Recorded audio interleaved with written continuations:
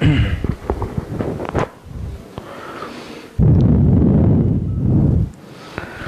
الله الرحمن الرحيم.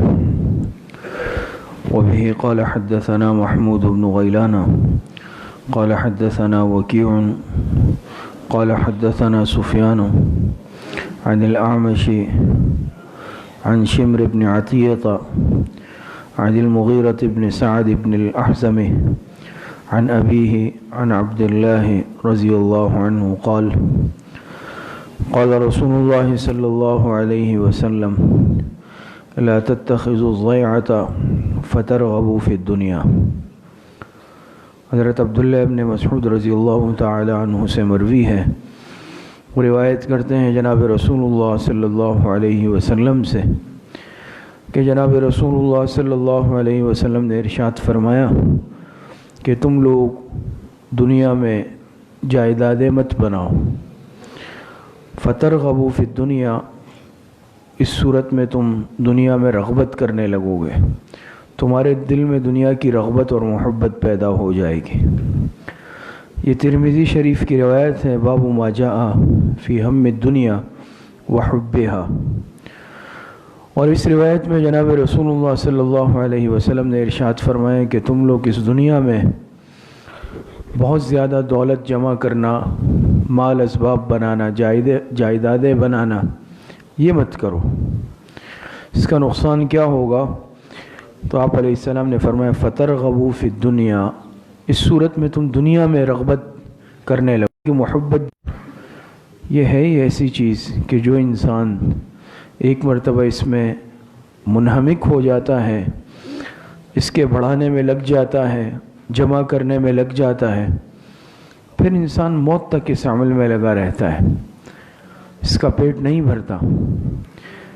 روایت میں آتا ہے، بلکہ آپ حضرات کے سامنے پہلے گزر بھی چکی ہوگی، کہ جس میں آپ علیہ السلام نے فرمایا کہ منہومان لا یشبعان، دو قسم کے حریص ایسے ہیں کہ ان کا پیٹ کبھی نہیں بھرتا.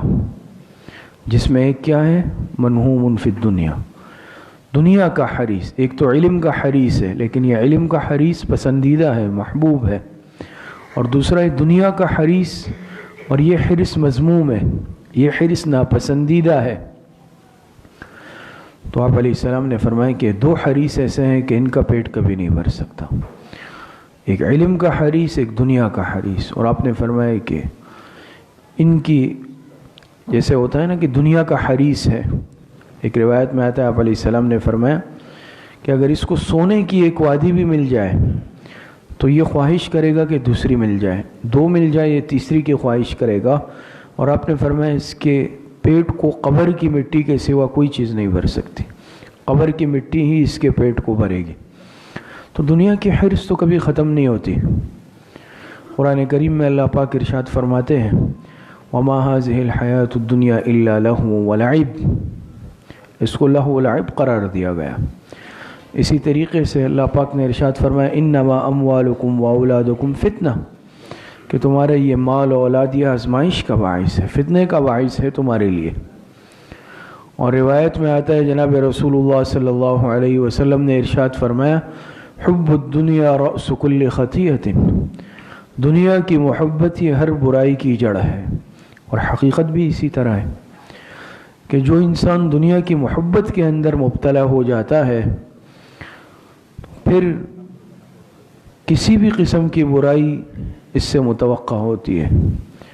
کیونکہ دنیا کی محبت جب انسان کے دل میں آتی ہے تو اس کی وجہ سے انسان کے دل میں دیگر امراض روحانی بھی پیدا ہو جاتے ہیں.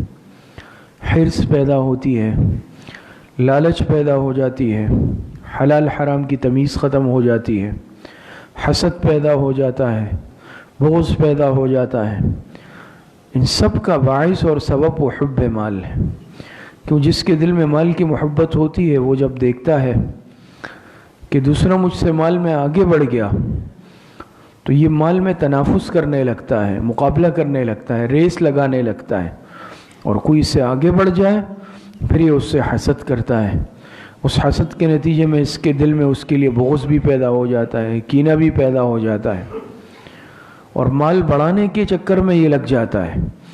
اور جب یہ مال بڑھانے کی فکر میں لگتا ہے پھر اس کے لیے ناجائز طریقے اختیار کرنے پڑتے ہیں، پھر چاہے اس کے لیے حرام کا ارتکاب کرنا پڑے، سودی معاملات کا ارتکاب کرنا پڑے، جھوٹ بولنا پڑے، خیانت کرنی پڑے، لیکن انسان پھر ان چیزوں کی پرواہ نہیں کرتا۔ یہ چیزیں پھر انسان کے دل سے اس کی اہمیت نکل جاتی ہے۔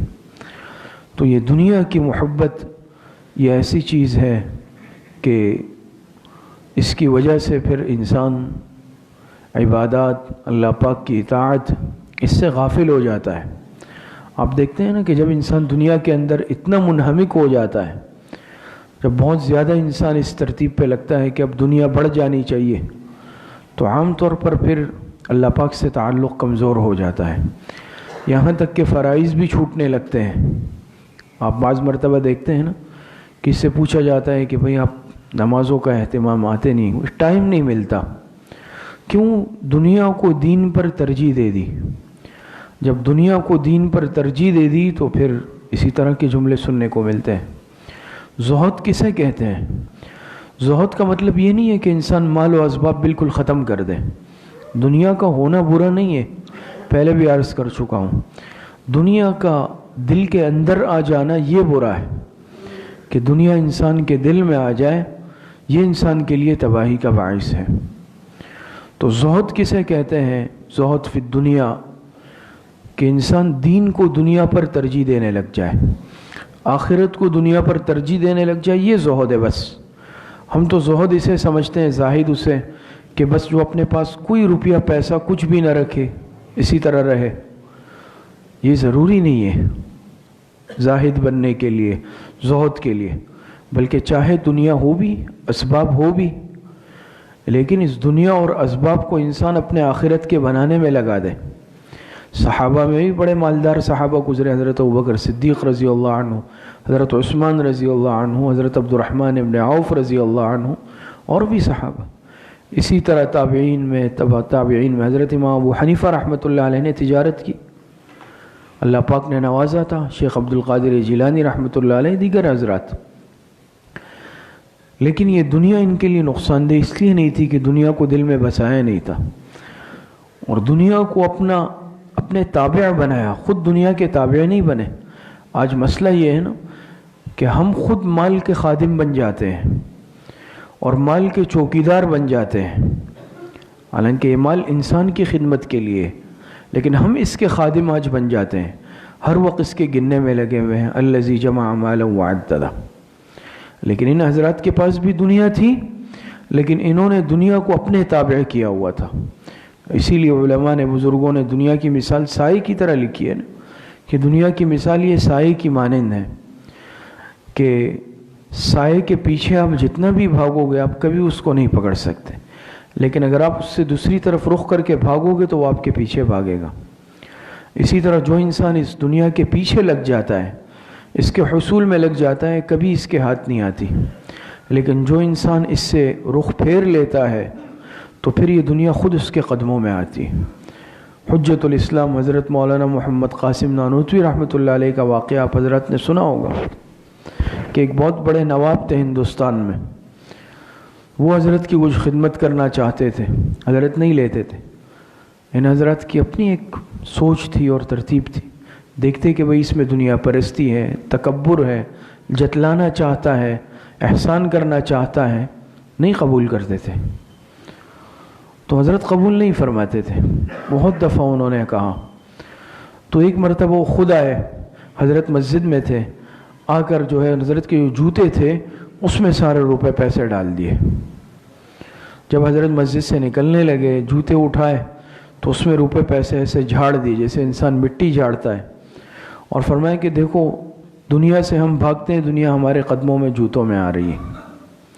تو جو انسان خود دنیا سے اعراض کرتا ہے پھر دنیا اس کے قدموں میں آتی ہے۔ حکیم الامت مجدد الملت حضرت مولانا اشرف علی تھانوی رحمۃ اللہ علیہ کا واقعہ لکھا کہ حضرت کے کوئی مرید تھے، انہوں نے حضرت کی بھی ہدیہ قبول کرنے کے بہت اصول تھے، ہر ایک کا ہدیہ قبول نہیں فرماتے تھے۔ تو انہوں نے 1 لاکھ روپے کا منی آرڈر بھیجا، 1,00,000 روپے کا حضرت کو منی آرڈر ملا اس وقت، یعنی 1,00,000 روپے اب کی بات نہیں ہے، آج سے 80-90 سال پہلے کی بات ہے، تو اس وقت کتنی رقم بنتی ہوگی۔ تو حضرت نے جب عبارت پڑھی تو اندازہ ہوا کہ یہ شاید کچھ جتلانا چاہتے ہیں، وہ اللہ والے ہوتے ہیں، دل کی کیفیت سمجھ لیتے ہیں۔ تو حضرت نے قبول کرنے سے انکار کر دیا، واپس کر دیا، منی آرڈر واپس بھیج دیا۔ اس کو ملا تو اس نے خط لکھا حضرت کو کہ حضرت آپ قبول نہیں کر رہے، آپ کو 1,00,000 روپے بھیجنے والا مرید نہیں ملے گا۔ حضرت نے اس کی پشت پر ایک جملہ بس لکھا خالی کہ تمہیں بھی 1,00,000 روپے ٹھکرانے والا پیر نہیں ملے گا۔ یہ استغنا تھی۔ تو یہ دنیا ایسی چیز ہے کہ آج جتنے ہم دیکھ لیں اختلافات، انتشار، آپس میں قطع تعلق، قطع رحمی، اس کی بنیاد اور اس کا سبب کیا ہے؟ یہی دنیا ہے اگر آج حقیقت دیکھی جائے۔ اسی لیے آپ علیہ السلام نے فرمایا نا کہ حب الدنیا رأس کل خطیئۃ، اور آپ علیہ السلام نے فرمایا لکل امت فتنۃ وفتنۃ امتی المال، کہ میری امت کا فتنہ وہ مال ہے، وہ مال ہے میری امت کا فتنہ۔ اور آپ علیہ السلام نے فرمایا نا ایک مرتبہ صحابہ سے کہ مجھے خوف کس چیز کا ہے تم پر، کہیں دنیا میں تنافس نہ کرنے لگ جاؤ، ایک دوسرے سے دنیا میں آگے بڑھنے نہ لگ جاؤ، اور ایسا نہ ہو جاؤ کہ جیسے پچھلی قومیں ہلاک ہو گئی تھی۔ تو یہی دنیا پرستی، مال، اسباب۔ آپ علیہ السلام نے فرمایا، اس روایت میں ہے کہ جائیدادیں مت بناؤ ورنہ تم دنیا میں رغبت کرنے لگو گے۔ اب ایک تو انسان کی ضرورت ہے، بقدر ضرورت انسان اپنے پاس مال رکھ سکتا ہے اور رکھنا چاہیے، بالکل اپنے آپ کو تہی دست بنانا کہ انسان خود دوسرے کا محتاج ہو جائے، اس سے بھی منع کیا گیا۔ اب جو اولیاء اللہ اور پہلے لوگ گزرے ہیں ان کا زہد اپنی جگہ تھا، وہ زہد آج نہیں ہے۔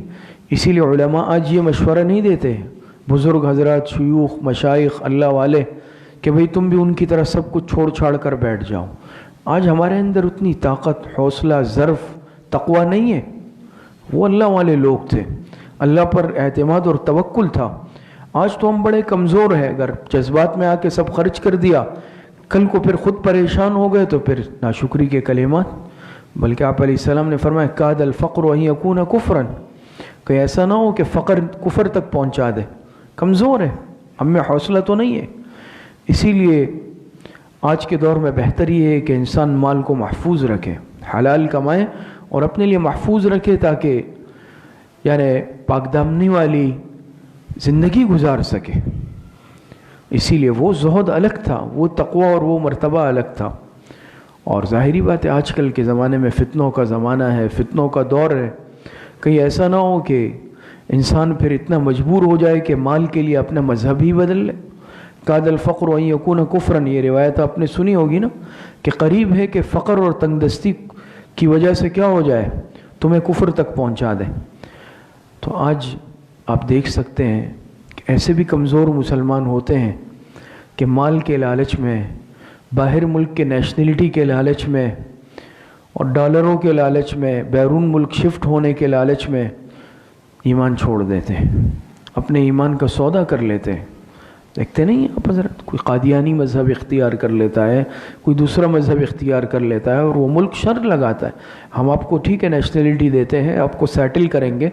اور اس طرح کے جو لادین لوگ ہوتے ہیں، باطل فرقے ہوتے ہیں، باقاعدہ اس طرح کی ایک ترتیب ہوتی ہے کہ کمزور مسلمان جس کا ایمان کمزور ہے اس طرح کے شکار میں رہتے ہیں۔ کسی کو رشتے کا لالچ دے دیا، کسی کو رشتے کا، شادی کا، لڑکی کا لالچ دیا، کسی کو مال کا، کسی کو نیشنلٹی کا، لیکن شرط یہ ہوگی کہ بھئی تم ہمارا مذہب اختیار کرو گے، تم فلاں مذہب اختیار کرو گے۔ اب یہاں دیکھیں نا امتحان ہے کہ انسان دنیا کو اختیار کرتا ہے یا آخرت کو اختیار کرتا ہے۔ ایک طرف تو دنیا ہے لیکن ایک طرف ایمان ہے۔ اب ٹھیک ہے، خدا نہ خواستہ اگر کسی نے ایمان چھوڑ دیا، اس کو عارضی دنیا تو مل گئی ہے، دنیا مردار، لیکن یاد رکھیں وہ ہمیشہ ہمیشہ کے لیے ناکام جائے گا، آخرت میں ناکام ہے اگر ایمان چھوڑ دیا۔ کاد الفقر ان یکون کفرا۔ تو یہ فتنوں کا دور ہے آج وہ حیثیت ہماری نہیں ہے کہ ہم اس طرح کو زہد اور تقوی اختیار کر سکے۔ تو انسان اپنے پاس دنیا ضرور رکھے، حلال کمائے، تجارت، کاروبار، ذرائع جو بھی ہے، لیکن اتنا زیادہ اس میں منہمک نہیں ہے کہ اب ضرورت سے زائد انسان جمع کرنے میں لگا ہوا ہے. اسی لیے آپ علیہ السلام نے فرمایا نا کہ جائیدادیں بنانے میں مت لگو. یہ نہیں فرمایا کہ حلال مت کماؤ, یہ نہیں فرمایا کہ مت کماؤ, نہ کمانے کا نہیں فرمایا, مال رکھنے سے منع نہیں کیا, فرمایا جائیدادیں مت بناؤ. یہ جو آج کل ہم پراپرٹیاں بنانے کے چکر میں پاگل ہو چکے ہیں, اندھا دھن کہیں پر کوئی سلسلہ اٹھتا ہے سب اس طرف بھاگنے لگتے ہیں. ہوتا ہے نا, ایک رجحان ہو جاتا ہے, ہمارا ایک مزاج ہے کہ بھئی آج کل لوگ اس کاروبار میں لگا رہے ہیں پیسہ, آج کل اس طرف لوگ جا رہے ہیں, پراپرٹی کا کاروبار چل رہا ہے, آج کل اس چیز کا چل رہا ہے, تو سب اپنا سرمایہ اس میں کیا بڑھ جائے کسی طریقے سے, اور پھر اندھا دھن پاگلوں کی طرح ہم اس میں لگ جاتے ہیں. اب ضرورت جو ہماری ہے وہ تو پوری ہے, لیکن ہمیں بنانا ہے مزید.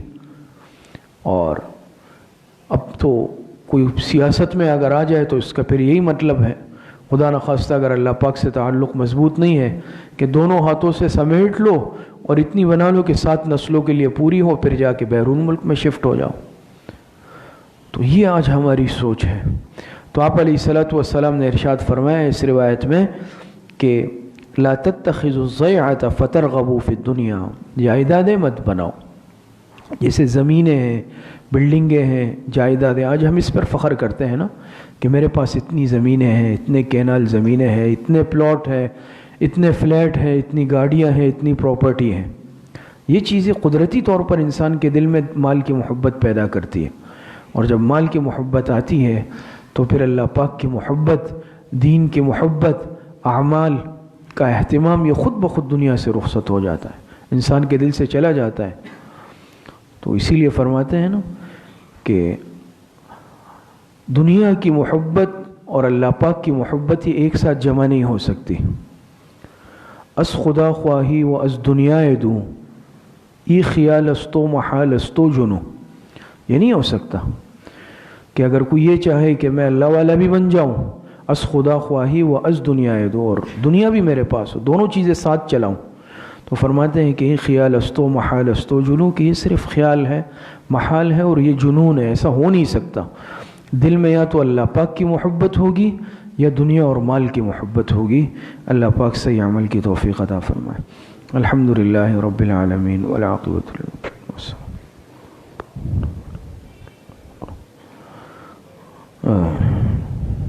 وصلی اللہ وسلم علی نبینا محمد وآلہ واصحابہ اجمعین برحمتہ.